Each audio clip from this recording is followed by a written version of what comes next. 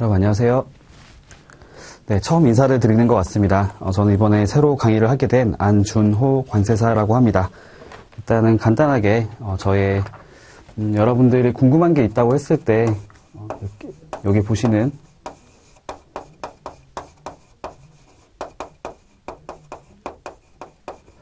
제 메일 주소인데요. 여기 이쪽으로 질의를 주시면은 답변을 드릴 수 있도록 하겠습니다.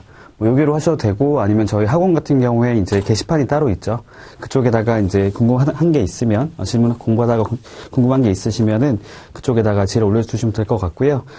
제가 맡은 부분은 저희가 교재를 보시면 아시겠지만 신용장 통계규칙과 국제무역규칙이라는 부분입니다.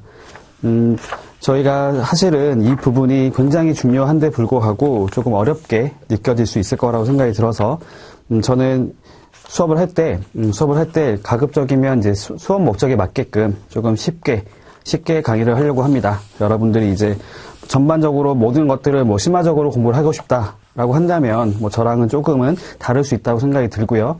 저는 이제 수업 목적에 맞게끔만 여러분들이 쉽게 접근할 수 있도록 조금 가급적이면 쉽게 설명을 드릴 수 있도록 하겠습니다. 네, 저희 2페이지부터 같이 한번 보도록 할게요. 2페이지를 보시면은 저희 첫 번째 UCP에 관련된 내용이 나와 있습니다. 신용장 통계규칙의 적용 범위라고 하는 부분부터 살펴보도록 할게요. 제1조 나와 있고요.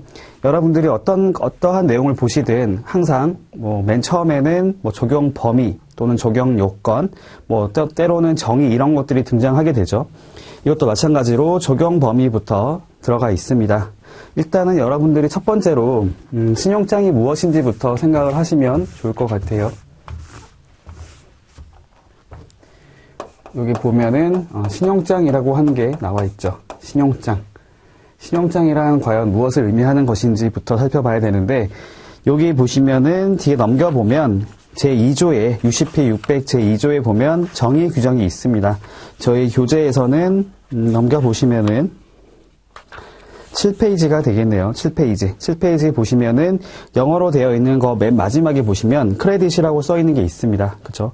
신용장을 크레딧 또는 LC, 레터 오브 크레딧 이렇게 말을 하죠. 신용장이라 말을 해가지고 들어가 있습니다. 이거 한번 읽어볼게요. 크레딧이라고 하는 것은 여기 영어 나와 있는데 하나 넘겨보시면 뒤에 한글이 나와 있어요. 신용장은 그 명칭과 상관없이 개설은행이 일치하는 제시에 대하여 결제하겠다는 확약으로서 취소가 불가능한 모든 약정을 의미한다라고 들어가 있습니다. 이것만 봤을 때 한눈에 들어오지는 않을 것 같아요. 이게 어떤 의미를 가지고 있는 것인지 제가 간단하게 말씀을 드려볼게요. 첫 번째로는 명칭과 상관없이 이게 어떠한 명칭을 사용하든 그거랑 관계없이 개설은행이 일치하는 제시에 대해서 결제하겠다라는 확실한 약속이다 라고 들어가 있네요. 여기 봤을 때 일단 개설은행이라고 하는 게 나옵니다. 신용장이라고 하는 것들을 먼저 이해를 하고 가는 게 좋을 것 같아요.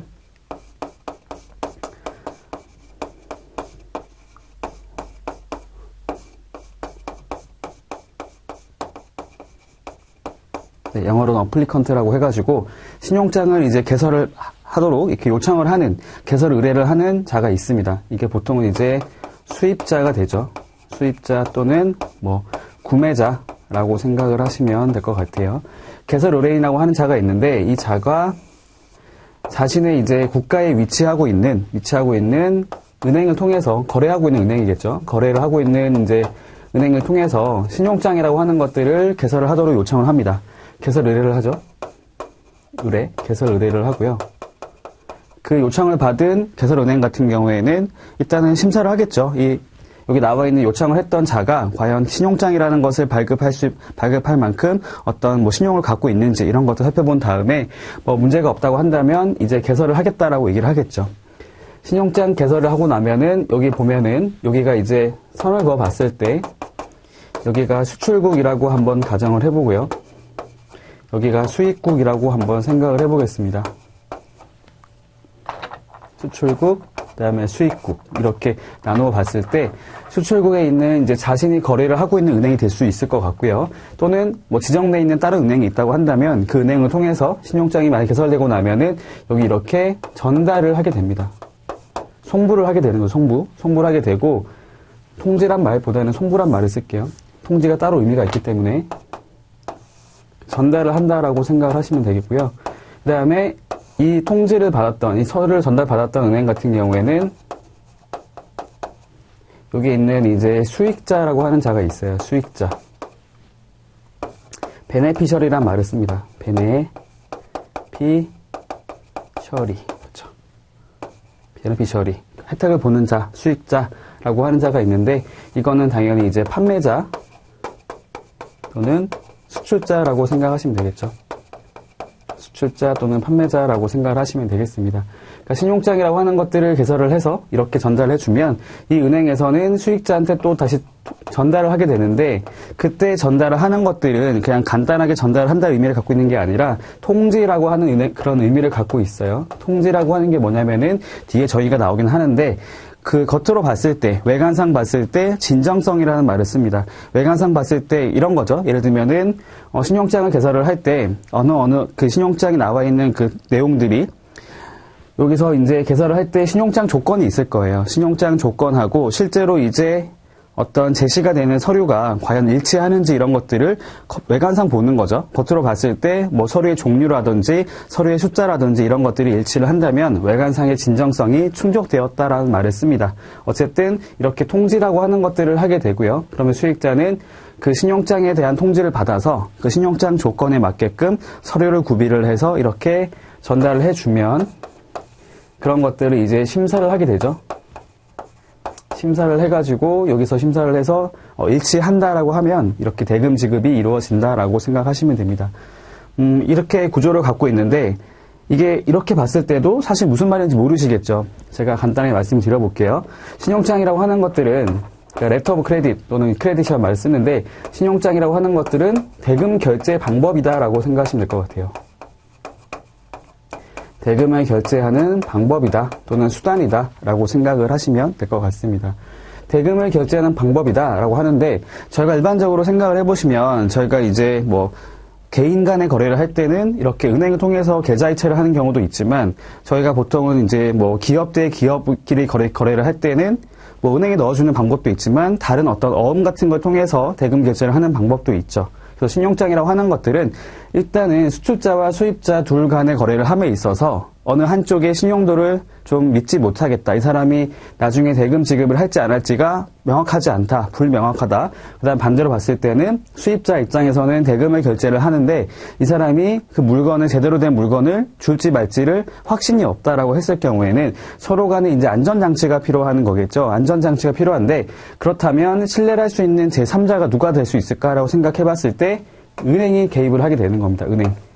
은행을 통해서, 사실 은행은 망할 일이 없잖아요. 그래서 은행을 통해 가지고 대금 결제를 이렇게 위탁을 하는, 위임을 하는 거라고 이해를 하시면 될 것 같아요. 이렇게 직접 대금 결제하는 것이 아니라 이렇게 거래를 하고 있는 은행을 통해서 이 은행한테는 이제 관련돼 있는 물품을 보면 좋겠지만 사실 물품을 보기는 어렵죠. 국내 간의 거래가 아니라 국제 간의 거래를 할 때는 실물을 보기가 굉장히 어렵습니다. 그래서 실물을 나타낼 수 있는 그런 서류를 가지고 그 서류가 이제 신용장 조건이라고 하는 거하고 일치가 되면 계약에 일치한 것으로 간주해서 대금을 결제하는 형태를 갖게 되는 거죠. 그래서 이렇게 이런 구조를 가지고 있습니다. 차차 말씀을 또 드리도록 할게요. 자, 이걸 봤을 때 다시 한번 정의를 읽어보겠습니다. 신용장은 그 명칭과 상관없이 개설은행이, 여기 개설은행이죠. 개설은행이 일치하는 제시에 대하여 결제하겠다라는 확약으로서, 일치하는 제시라고 하는 게 뭐냐면 이 수익자가 통지를 받았죠. 신용장은 통지를 받아서 신용장 조건, 그러니까 신용장이 이제 어떠한 서류를 제시해야 된다라고 나온 게 있어요. 그런 것들을 보고 수익자가 이제 그런 서류들을 구비를 해서 이렇게 제시를 하게 되는 겁니다. 제시. 이렇게 전달하는 것을, 은행에서 제공하는 것을 제시란 말을 쓰는데, 이것도 심사라고 썼지만 제시가 먼저 있어야 된다는 거죠. 제시를 하고 나서 제시된 내용에 대해서 은행에서 이제 이 내용들을 조건하고 비교해가지고 심사를 하겠죠. 그렇게 생각하시면 되겠습니다. 그래서 제시가 있다 라고 했을 때 개설은행 입장에서는 일치하는 제시, 그러니까 자신이 이제 개설했던 신용장의 조건과 실제로 제시가 되었던 서류하고 비교해 봤을 때 이런 것들이 일치가 된다라고 생각이 든다면, 판단이 든다면 그때는 내가 무조건적으로 대금 지급을 해주겠다라고 약속을 하는 겁니다. 그런 약속을 전제로 해가지고 이제 대금 결제가 이루어지는 거죠. 이제는 이해가 가실 것 같아요. 다시 한번 읽어보겠습니다.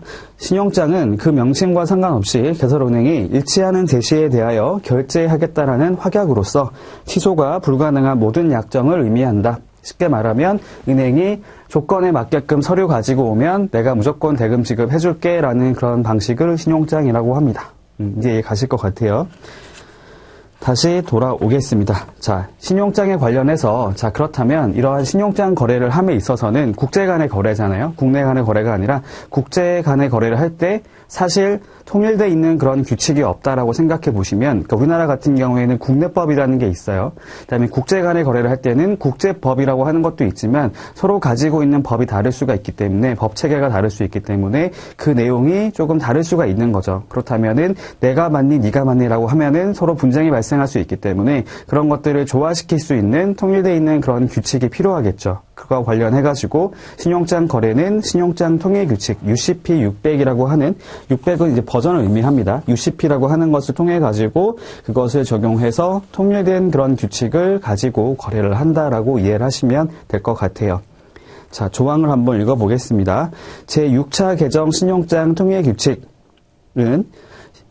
신용장의 문면에 위 규칙이 적용된다는 것을 분명하게 표시한 경우 모든 화한신용장 괄호 뒤 빼고 읽어볼게요. 모든 화한신용장에 적용된다. 괄호 내용을 보면 적용 가능한 범위 내에서는 보증신용장을 포함한다 라고 들어가 있네요. 이 규칙은 신용장에서 명시적으로 수정되거나 그 적용이 배제되지 않는 한 모든 당사자를 구속한다 라고 들어가 있습니다. 여기서 여러분들이 주의하실 게 뭐냐면요. 신용장 통일규칙, 규칙이라고 나와 있는데 이것은 법이 아닙니다. 즉 강제성이 없다라는 거예요. 그 자체로는, 그러니까 강제 규정 또는 강행 규정이란 말을 쓰는데 이걸 반드시, 그러니까 이런 거죠. 신용장 거래를 할 때는 무조건적으로 UCP 600 규정을 적용해야 돼. 이건 아니라는 겁니다. 강행 규정이 아니라는 거예요. 강행 규정이 아니고 임의 규정이란 말을 씁니다. 임의 규정. 임의 규정이라는 게 뭘 말하는 거냐면 당사자 간에 합의가 있으면 합의를 통해서 선택을 하는 거죠. 적용하겠다라는 그 의미를 담고 있는 겁니다. 다시 말씀드려보면 그 물건을 판매하는 자와 구매하는 자가 우리 신용장 거래를 할 때 UCP 600을 한번 적용하자라고 하는 그렇게 서로 간에 합의가 있을 경우에는 그때는 적용이 되는 거예요. 근데 서로 간에 합의가 없었다. 한쪽은 원하지만 다른 한쪽은 원하지 않았다라고 한다면은 적용되지 않습니다. 즉, 양 당사자의 합의가 없이는 규정 적용이 안 되는 부분이고, 그 다음에 있다고 하더라도, 합의가 있다고 하더라도 그 내용들을 수정이 가능하다는 거예요. 수정이 가능하다. 수정이 가능하다라고 이해하시면 됩니다. 사실 저희가 법 같은 경우에는 저희 마음대로 이렇게 수정해서 적용할 수가 없잖아요. 그건 반드시 강제적인 것이기 때문에 저희가 그것을 어기게 되면은 처벌을 받게 되는 거죠. 제재를 받게 되는데 지금 임의규정 같은 경우에는 일단은 적용 자체를 합의를 통해서 결정을 할 수 있게 되는 거고, 그다음에 결정하게 되는 경우에도 그 내용들을 일부 수정할 수 있게 되어 있습니다. 그러니까 수정한다는 게 어떤 말을 의미하는 거냐면 당사자 간의 합의를 통해서 우리 이런 규정이 있는데 이거 적용하지 말고 우리 다르게 어떻게 적용을 하자라고 합의를 하게 되면 그것이 우선적으로 적용이 된다는 겁니다. 이제 이해 가시죠? 그렇게 구조를 가지고 있어요. 근데 이렇게 하더라도 사실 그건 있어요.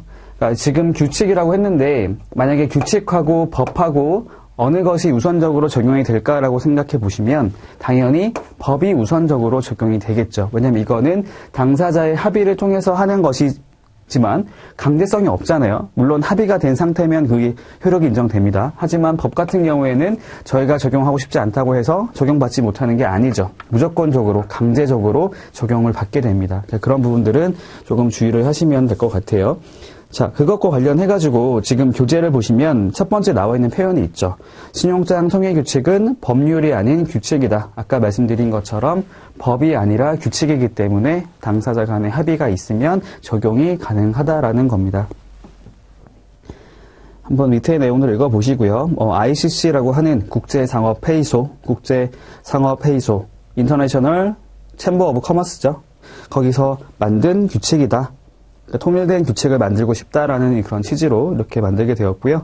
그다음에 그 밑에 보면 신용장 통일규칙은 신용장에서 그것이 적용된다고 명시하더라도 신용장 발행 국가에서 신용장 통일규칙의 조항을 금지하거나 우선하는 법이 있다면 각 개별 국가의 법이 신용장 통일규칙에 우선한다라고 나와 있죠. 아까 제가 설명드렸던 이 내용을 얘기를 하고 있습니다.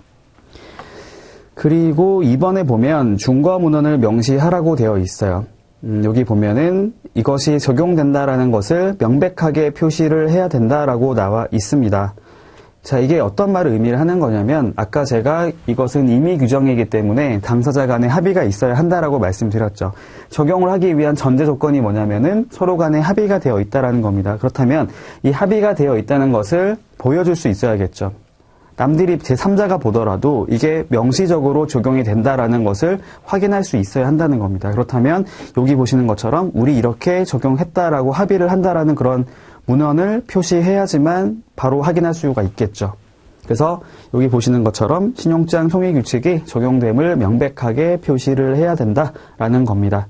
그러니까 신용장 거래를 할 때 준거 문헌을 명시하는 부분이 있어요. 그때 UCP 600이 적용된다라고 이렇게 써주면 된다는 겁니다. 넘어가도록 할게요. 여기까지가 제 1조였는데 근데 이제 한 가지 더 볼 게 있어요. 보증신용장이라고 하는 부분이 나와 있었죠. 보증신용장. 지금 저희 4페이지 넘겨보시면은 보증신용장에도 적용이 된다라고 들어가 있는데 일단은 보증신용장이 뭔지를 먼저 알고 계셔야 이해가 될 거라고 생각이 듭니다.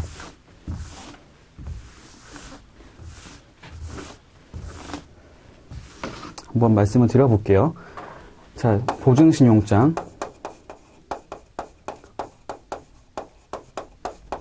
아까 봤던 것은 신용장이라고 하는 것은 은행에서 대금을 결제해주겠다라는 거였는데 앞에 보증이라는 게 붙었어요. 보증. 저희가 보증이라는 뜻은 다 알고 있잖아요. 그렇죠? 어떤 누군가 채무를 갖고 있는 자가 그 채무를 다 이행하지 못했을 때 다른 제3자가 그것에 대해서 내가 어떤 책임을 지겠다, 뭐 대금을 결제하겠다 이런 형태로 이해하시면 되겠죠.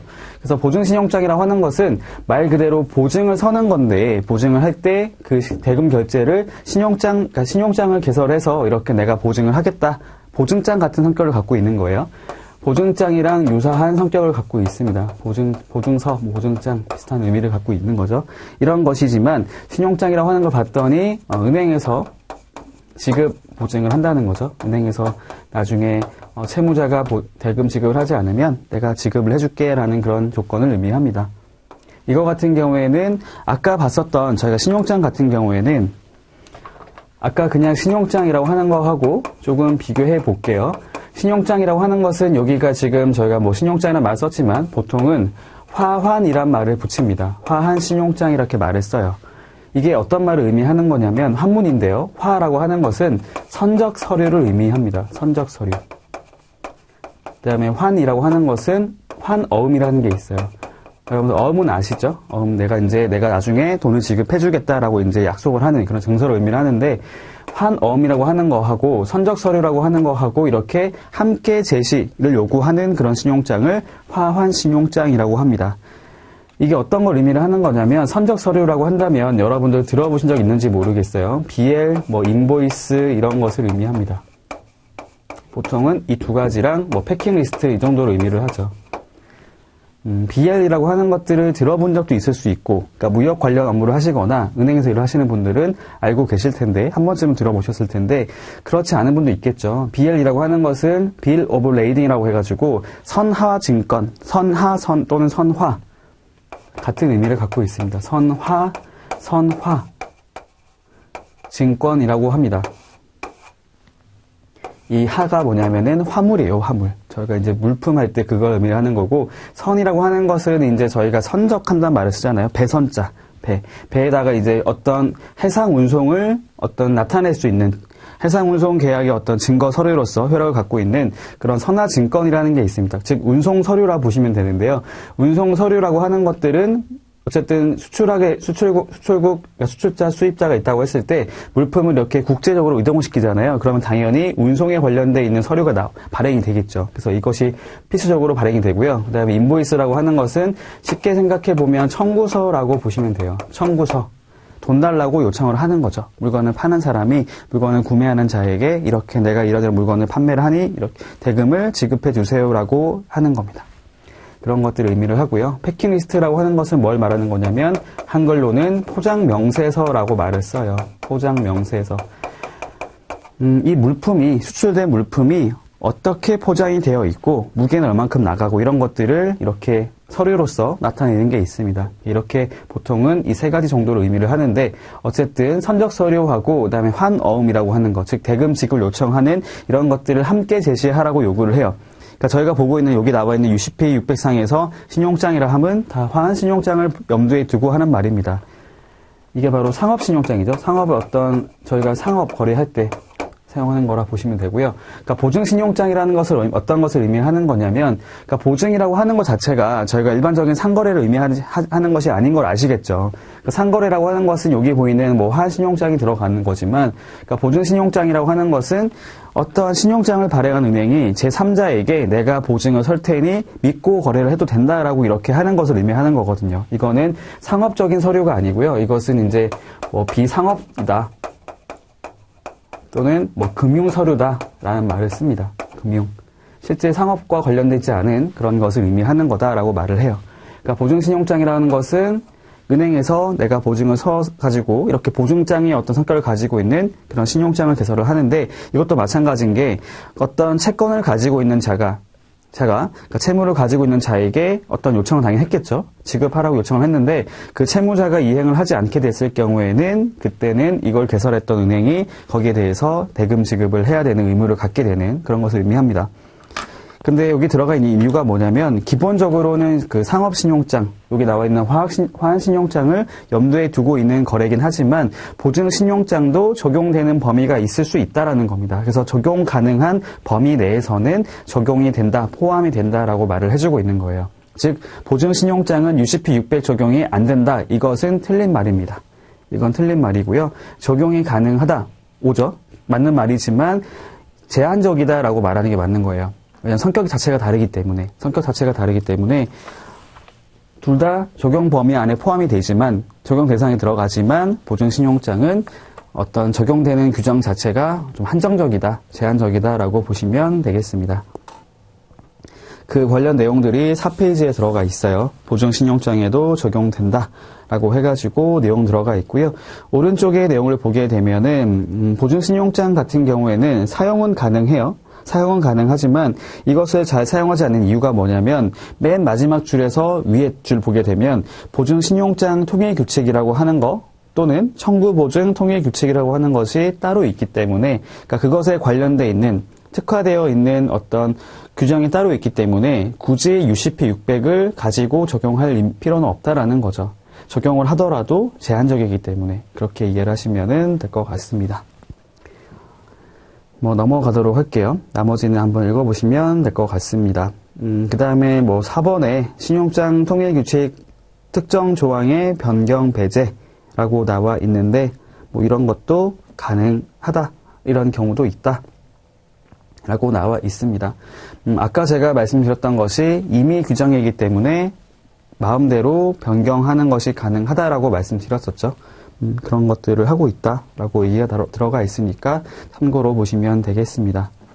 사례는 한번 읽어보시고요. 넘어가겠습니다. 저희 7페이지 나와 있는 정의 규정 보도록 할게요. UCP 600 제2조입니다. 2조. 제가 지금 그 한글만 읽어드렸는데 영어도 같이 보셔야 됩니다. 왜냐면 저희 시험이 한글로 나오는 게 아니라 영어로 나오잖아요. 그래서 저는 일단 여러분들의 이해를 돕기 위해서 최대한 한글 위주로 말씀을 드리고 그다음에 이제 그 중에서도 중요하게 봐야 되는 표현들이 있을 때 그런 것들을 말씀드릴게요. 그럼 그런 표현들 위주로 이렇게 내용들이 나오면 내가 이런 것들을 좀 눈에 띄게 봐야겠다, 주의 있게 봐야겠다라고 생각을 하시면 될 것 같습니다. 그리고 어쨌든 한글을 알게 되면 내용 자체를 이해하고 있으면 영어라고 하는 것들은 보면은 바로 알 수도 있는 거죠. 알 수 있기 때문에 여러분들이 그렇게 공부를 하시면은 될 것 같아요.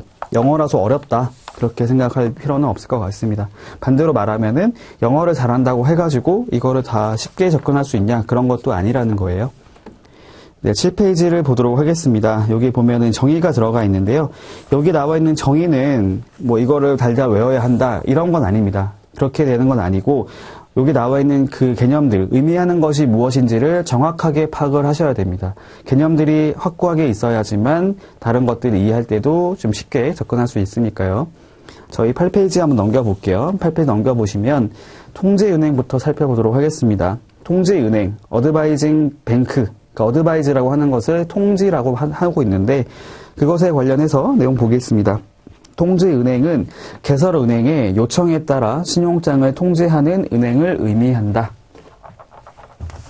아까 제가 그렸던 신용장 거래 그림을 가지고 보는 것이 훨씬 더 편할 것 같아요. 아까 한번 그려봤으니까 이번엔 좀 빠르게 그려보겠습니다. 개설 의뢰인 어플리컨트 라고 하고요. 개설 의뢰인이 신용장 개설을 요청을 하면 그 요청을 받아서 신용장을 개설하는 은행이 있습니다. 영어까지 같이 써볼게요. 영어까지 같이. 개설은행, 뭐 개설은행 또는 발행은행 같은 의미를 갖고 있습니다. 이슈잉 뱅크라고 해요. 이슈잉 뱅크, 발행은행, 개설은행 이렇게 이해를 하시면 되고요. 발행된 것을 가지고 이렇게 송부를 해주죠. 그럼 여기서는 이제 아까 말씀드렸던 것이 직접적으로 통지를 할 수 있겠죠. 통지를 직접 할 수도 있고 아니면 다른 은행을 통해서 통지하라고 요청할 수도 있습니다. 여기가 아까 보셨던 어드바이징 뱅크라는 것이죠. 그 다음에 여기 통지를 하게 되면 통지죠, 통지를 하게 되면 여기서는 수익자, 혜택을 보는 자죠. 혜택을 보는 자, 돈을 받는 자, 베네피셔리 이렇게 이해를 보시면 될 것 같습니다. 이렇게 가지고 있는데, 구조로 가지고 있는데 첫 번째가 통지은행이었죠. 통지은행. 개설은행의 요청에 따라서 신용장을 통지하는 은행을 말한다.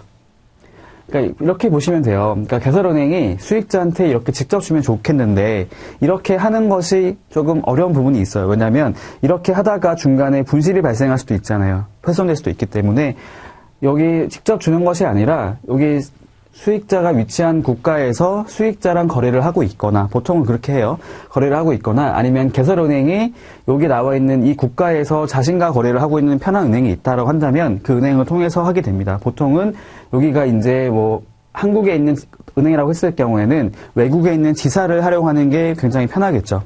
예를 들면 여기가 한국이라고 가정해보면 제가 특정 은행을 말하진 않겠습니다. 한국에 있는 특정 은행이 뭐 본사라고 했을 경우에 다른 해외에도 지사가 있을 수 있잖아요. 뭐 예를 들면 뭐 미국이나 뭐 싱가포르 이런 데 가정해 보면 미국에 어떤 자기 지사가 있으면 그 지사에 요청을 해서 이렇게 통지하는 것이 훨씬 편하겠죠. 어쨌든 개설은행의 요청에 따라서 수익자에게 통지를 하는 은행을 통지은행이라고 합니다. 두 번째를 볼게요. 개설 의뢰인 어플리컨트는 신용장 개설을 신청한 당사자를 의미합니다. 그렇죠. 이렇게 개설을 요청을 한 거죠. 개설해주세요 라고 요청을 한 그런 당사자를 의미합니다. 세 번째, 은행 영업일, 뱅킹데이라고 들어가 있네요. 이 규칙이 적용되는 행위가 이루어지는 장소에서 은행이 통상적으로 영업하는 날을 의미한다. 자, 여기 보면은 뱅킹데이라고 말을 쓰네요. 제가 올려 써볼게요. 자, 뱅킹데이. 영업일, 은행 영업일이죠. 은행이 영업하는 날. 이거랑 어떤 게 다를까? 캘린더 데이라고 하는 게 있잖아요. 그죠? 뱅킹 데이라고 하는 것은 저희가 쉽게 생각해 보면 은행이 뭐 저희처럼 뭐 9시부터 6시까지 풀로 다 근무를 하진 않죠. 그렇죠? 그 정해져 있는 시간이 있잖아요. 영업을 하는 시간이라고 하는 게 정해져 있고 6시 이후엔 당연히 근무를 안 하죠. 영업을 안 합니다. 그래서 뱅킹 데이라 하면 이거는 날이기 때문에 예를 들면은 뭐 은행이 쉬는 날이 있을 수가 있잖아요. 뭐 일요일 같은 경우라든지 토요일 같은 경우, 그다음에 공휴일 같은 경우에는 당연히 쉰단 말이에요. 이런 것들은 그 날짜에 포함이 되지를 않는 겁니다. 포함되지가 않고요. 저희가 이제 흔히 말하는 캘린더 데이라고 하는 것은 그런 거 상관없이 다 포함을 하는 거죠. 예를 들면은 5일이다.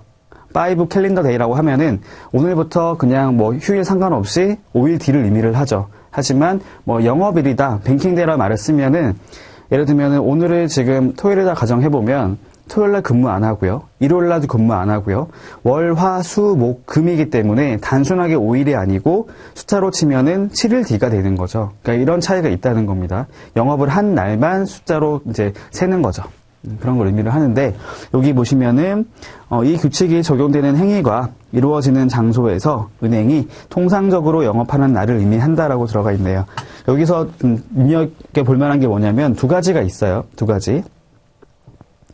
첫 번째가 뭐냐면 이 규칙이 적용되는 행위라고 나와 있는데 이게 어떤 것을 의미하는 거냐면 저희가 알고 있기로는 은행에서 기본적으로 하는 업무들이 있잖아요. 뭐 대출을 해준다거나 아니면은 뭐 상담을 해준다거나 아니면 예금 같은 것들 뭐 적금 이런 거 관련해가지고 그런 업무들을 할 수가 있죠. 그런 업무들이 보통 주 업무라고 했을 때 그것들은 여기서는 다루지 않는 거죠. 왜냐면 이거는 신용장 거래이기 때문에 신용장에 관련돼 있는 뭐 신용장을 개설한다거나 신용장을 심사한다거나 신용장을 뭐 통제한다거나 이런 것을 의미를 하는 것이지 저희가 알고 있는 그냥 예금, 대출 이런 것을 의미하는 게 아니라는 거죠. 그래서 이 규칙이 적용되는 행위라고 하는 걸 봤을 때는 그냥 일반적인 예금, 대출 이런 것들은 적용 대상이 아니라고 보시면 됩니다.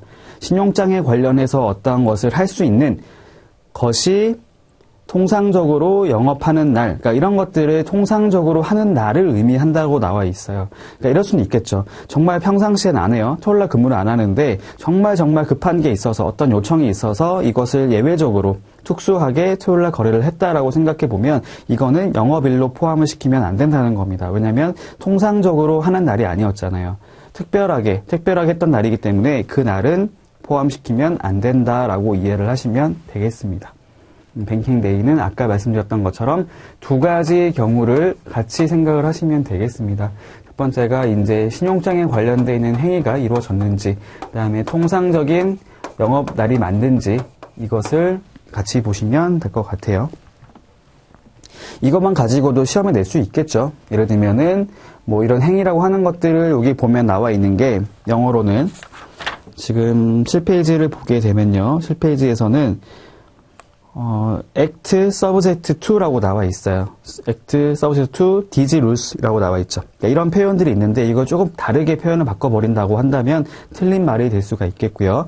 그 다음에 앞에 보면 regularly open이라고 나와 있습니다. regularly, 통상적으로 영업을 했던 부분까지도 바꿀 수가 있겠죠. regularly라고 하는 것을 뭐 especially라고 한다든지 이렇게 바꿔버리면 당연히 틀린 말이 될 수 있는 겁니다.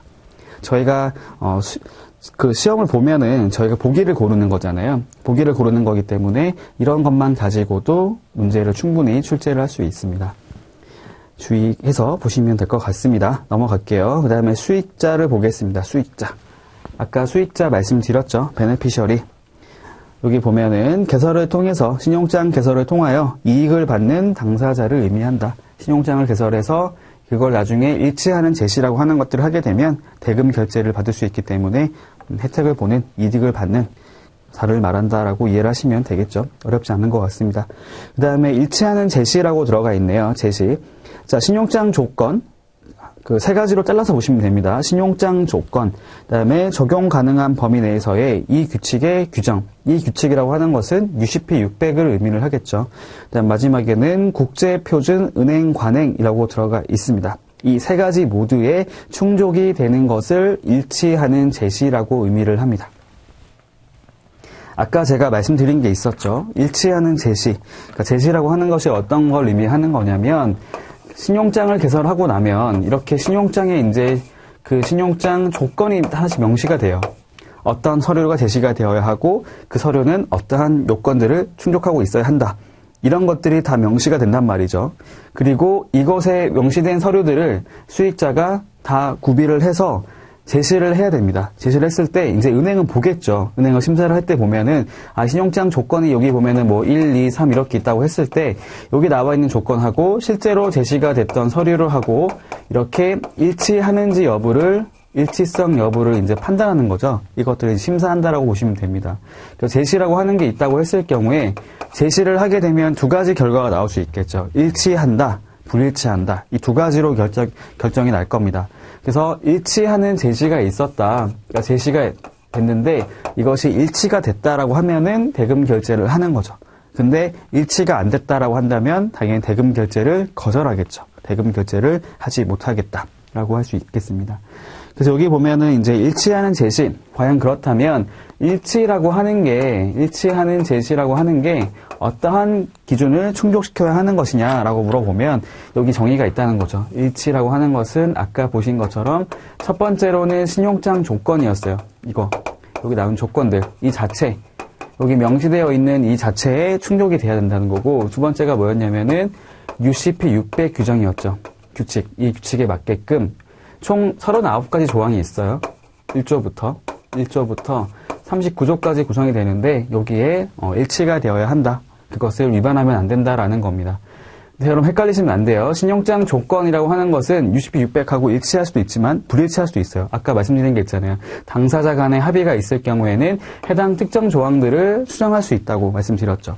그런 것들은 당연히 이게 우선 적용되기 때문에 그거는 UCP 600을 같이 보는 게 아니고 신용장 조건 자체만 보면 됩니다. 이거 말고 나머지, 그러니까 일치를 보통 하겠죠. 일치한 부분들을 이렇게 보면 된다는 거고, 세 번째가 뭐였냐면은 국제표준 은행 관행입니다. 인터내셔널 스탠다드 뱅킹 프랙티스라고 해가지고요. 국제적으로 표준화되어 있는 은행들이 업무를 하는 그런 관행들을 모아놓은 것을 의미를 합니다. 웃기죠? 관행이라고 하는 것들도 같이 참고로 보겠다는 겁니다. 관행, 관행 또는 관습이란 말을 쓰죠. 관행, 관습이란 게 어떤 걸 의미하는 거냐면 어떠한 특정한 집단, 무리, 그렇죠? 집단에서 오랫동안 하다 보니까 이게 마치 법은 아니에요. 법도 아니고 규칙도 아니지만 그런 어떤 계속 이렇게 해오다 보니까 관행적으로 해오다 보니까 그런 것들이 이제 당연하게 그렇게 해야 되는 것처럼 굳어진 게 있을 수 있어요. 그렇죠? 그런 것들은 뭐 규칙이나 법이 아니라고 하더라도 이런 것들을 따라가는 그런 경향들이 있습니다. 저희가 무역이라고 하는 것들은 실제로 이제 법이나 이런 규칙이 아니라고 하더라도 그런 관행이나 이제 뭐 관습 이런 것들도 다 인정을 해주고 있거든요. 그래서 이렇게 이 세 가지를 모두 일치를 해야 이 중에 어느 한 가지라도 불일치하면 안 된다. 이 세 가지 모두에 일치하는 제시가 이루어졌을 때, 즉 제시라고 하는 것들이 이 세 가지에 나와 있는 조건과 뭐 규정에 일치한다라고 보여지면 그제서야 일치하는 제시가 있었다라고 얘기를 한다는 겁니다. 아까 저희가 신용장 한번 다시 읽어보시면은 대금 결제를 하기 위한 전제 조건이 뭐냐면 일치하는 제시가 있을 경우죠. 개설은행이 봤을 때 일치하는, 내가 개설했던 그 신용장하고 이게 이거죠. 신용장 조건하고 뭐 나머지를 봤을 때 실제로 제시가 됐던 서류가 일치해야지만 대금 결제를 하겠다라는 거였죠. 이게 왜 중요한 거였냐면은 현품을 볼 수가 없기 때문이죠. 국제 간의 거래를 할 때 당연히 현품을 직접 눈으로 보고 하면 좋죠. 눈으로 보고 이거 지금 이상이 없네, 계약이 일치하네, 대금 지급하겠다 이렇게 하면 좋지만 실제로 국제 간의 거래를 할 때 현품을 볼 수 있는 일이 거의 없습니다. 왜냐면은 서로 물품을 다 까서 보고 대금 결제를 하면 당연히 수입자는 유리하죠. 하지만 수입자 같은 경우에는 굉장히 불리한 겁니다. 왜냐면 이 물품을 언제 까서 언제 확인하며 혹시라도 뭐 물품이 어떤 뭐 자그마한 어떤 사소한 문제가 있었다고 했을 경우에는 대금 지급을 거절할 수도 있잖아요. 지연이 나올 수도 있고. 그래서 이런 것들은 사실상 발생하기가 어렵고요. 보통은 서류를 가지고, 현품이 아니라 서류를 가지고 거래를 하죠. 그러다 보니까 서류 자체가 굉장히 꼼꼼하게 들어가 있어야 한다는 겁니다. 그래서 이것이 반드시 일치가 되어야지만 물품도 일치하겠지. 그러니까 이런 경우는 있을 수 있어요. 서류가 일치한다고 해가지고, 그러니까 서류가 계약 조건과 일치한다고 해가지고 물품도 당연히 일치하겠지. 이건 아닙니다. 서류가 일치하더라도 물품이 불일치할 수 있어요. 예를 들면은 서류는 잘 꾸면 안 되는데 실제로 물건은 다른 걸 실은 거죠. 그러니까 그런 사례도 있었어요. 그러니까 신용장 거래를 그러니까 무역 거래를 할 때 중국에서 한국으로 이제 물건을 보냈는데 그 서류상에서는 계약 조건에 맞는 그런 물품들이 들어가 있다라고 표시가 돼 있었지만 실제로는 컨테이너 안에다가 계약 물품이 아니라 뭐 쓰레기를 넣어가지고 이렇게 보내버리면 컨테이너 같은 경우에는 실제로 물건 나중에 컨테이너 까기 전까지는 어떠한 물건이 들어가 있는지를 확인할 수가 없거든요. 그래서 서류만 가지고 봤을 때는 일치한다라고 봤는데 실제로 물건 확인해 보니까 불일치한 거죠. 그런 상황들도 발생할 수 있습니다. 이거는 차차 다시 말씀드릴게요. 어쨌든 이렇게 됐을 때 당연히 일치한 제시가 있을 때 대금 결제를 하는 것을 의미를 합니다. 그래서 일치한 제시는 이 세 가지 모두가 충족이 되어야 한다라는 거 말씀드렸고요. 일단은 조금 쉬었다가 이어서 같이 또 보도록 하겠습니다.